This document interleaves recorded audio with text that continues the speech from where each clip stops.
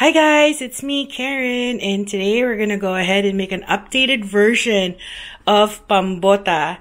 The first time ko gumawa ng pambota was last year. From last year to this year, nakagawa na ako siguro. This one's gonna be my 12th time. And let's go ahead and make it the way na mas masarap kaysa dun sa ginawa ko last year. So this one, we're gonna have some kielbasa sausages. Pwede rin namang wala, pero masarap kasi siya sa pambota. And then this one is pork butt.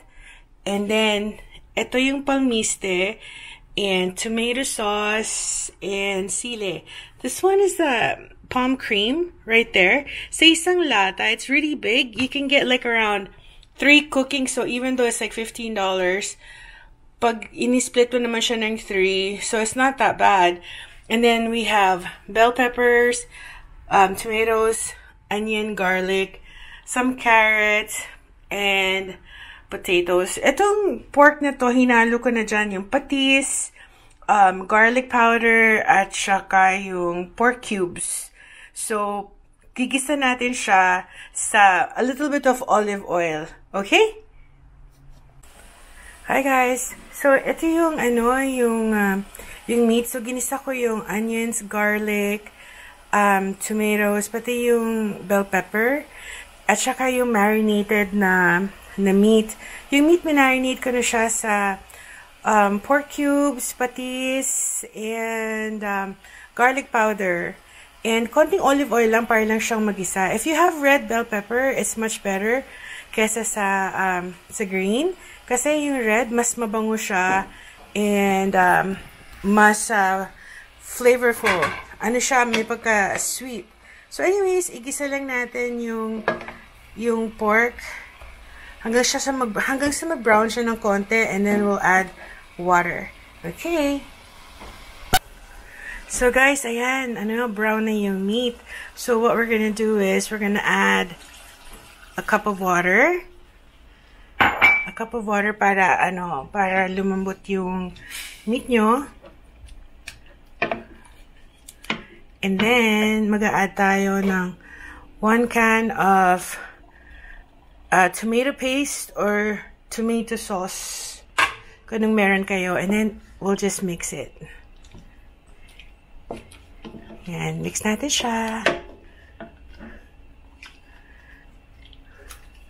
I'm sorry, ang weird ng mixing ko kasi ako naghahawak ng camera Yan. And then, teka, let me get the palm cream. Ito yung palm cream, guys. So, yung like I said, yung isang can.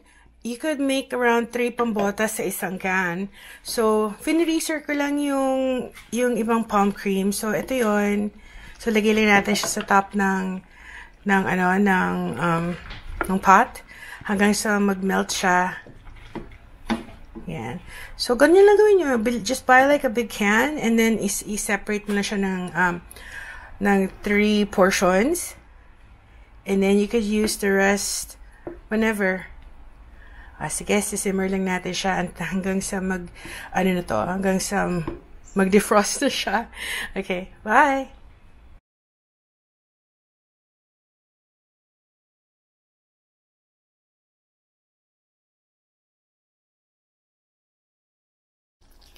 Hi guys! So we're back. Nag-melt na yung palm cream and ito na yung oil.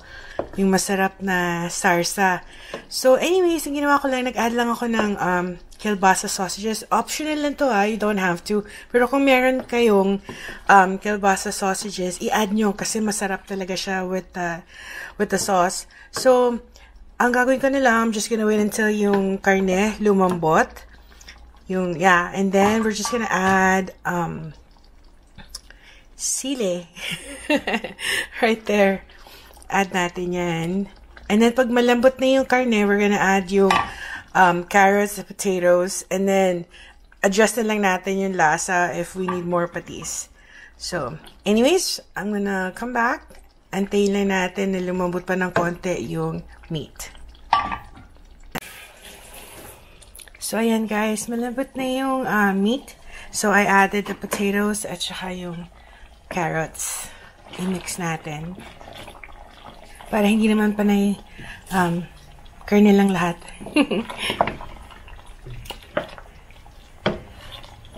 And mag-aantay ulit tayo hanggang sa lumambot yung mga carrots tsaka yung potatoes. Tapos, yung last, i-adjust natin yung flavor kung kulang pa sa asin or sa patis. Pero sarap na siya, oh. Guys, tingnan niyo yung sarsa, oh. Yummy. Hi guys! So, ayan, luto na siya. Ano na lang, we'll just let it rest for 10 minutes bago natin i-serve para ano siya, yung mas creamy. And again, ang ginamit kong palm cream, ito, you can buy this in Amazon. And it's from Senegal, West Africa. Sa isang malaking can na to, you could make siguro pambota like around 3 times.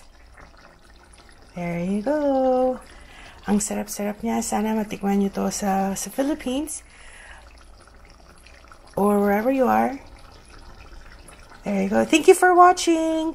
If you have any questions, just ask me. Thank you. Bye.